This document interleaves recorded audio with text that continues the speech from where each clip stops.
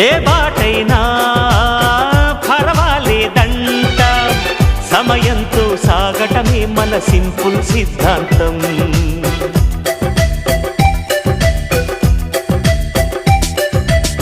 చిరుగాలికి పరిమళమిచ్చే సిరిమల్లెల వనమై ఉందాం, గగనాన్ని నేలను కలిపే హరివిల్లుల వంతెన అవుదాం.